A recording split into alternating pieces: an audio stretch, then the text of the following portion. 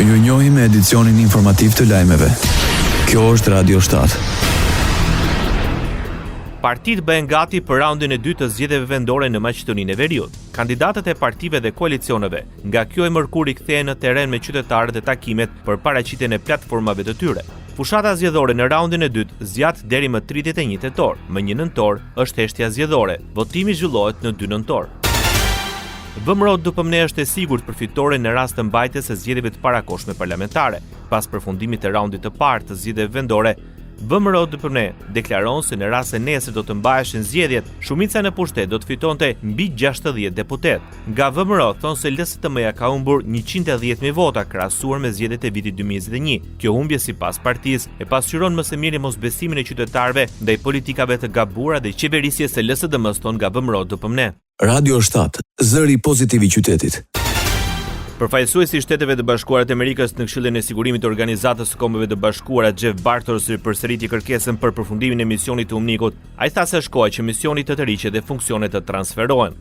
There is no security crisis in Kosovo, and UNMIK no longer has a role in the governance of Kosovo. Nuk ka krizë sigurie në Kosovë dhe UNMIK-u nuk ka më rol në qeverisjen e Kosovës. Koha ka ardhur që të tërhiqet misioni. Zoti Shin, i çmojmë përpjekjet e UNMIK-ut për dialog, por UNMIK-u është mision paqëruetës pa paqëruetës. Është koha të filloj puna e transferimit të funksioneve nga UNMIK në agjenci më të përshtatshme. The important work of transferring those functions away from UNMIK to the agencies better suited for the task.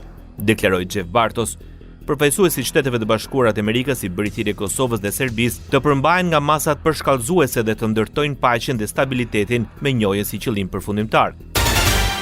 Britania e Madhe u bë thirrje vendeve anëtare të Kombeve të Bashkuara të njohin Kosovën si shtet pavarur. Apeli përfaqësuese së Britanisë së Madhe, Jennifer McNaught, erdhi gjatë seancës së Këshillit të Sigurimit të Kombeve të Bashkuara ku diskutua raporti i sekretarit përgjithshëm të OKB-s Antonio Guterres për Kosovën. The United Kingdom remains a steadfast supporter of Kosovo's democratic development and Euro-Atlantic path. As the first country to recognise Kosovo's independence, we call upon those member states who have not yet done so to join the majority. Recognition is essential for long-term stability and for unlocking Kosovo's full potential. Britania mbetet përkrahase pa lëkundër të zhvillimit demokratik të Kosovës dhe shtegut të saj euro-atlantik, si ndër vendet e para që ka njohur pavarësinë e Kosovës, u bëjmë thirrje shteteve anëtare që ende nuk e kanë bërë këtë, t'i bashkohen shumicës. Njohja është thelbësore për stabilitet afatgjatë dhe për zhbllokimin e potencialit të plot Kosovës, deklaroi McNaughton. Krahasaj, Britania e bëri thirrje Serbisë të bashkëpunojë për të kurrjen e tensioneve dhe të sigurojë përgjegjësinë penale të autorëve të sulmit të Banjsk, përfshir Mila Radojčićin.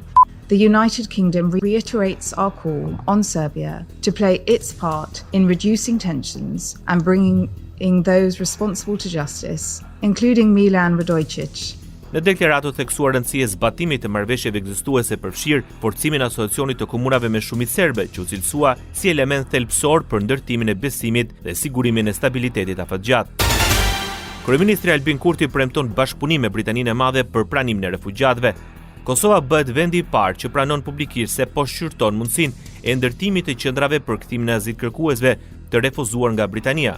Kryeministri i detyrë i Kosovës Albin Kurti tha se Kosova dëshiron të ndihmojë Mbretërinë e Bashkuar në luftën kundër emigracionit palishëm në këmbim të mbështetjes për forcimin e sigurisë ndaj kërcënimeve nga Serbia dhe Rusia. Në prag të samitit të liderëve të Ballkanit Perëndimor, Kurti konfirmoi se po zhvillohen bisedime ndërmjet zyrtarëve të Kosovës dhe Mbretërisë së Bashkuar për këtë çështje. Ndoqët lajmet shkurt në Radio 7, zëri pozitiv i qytetit.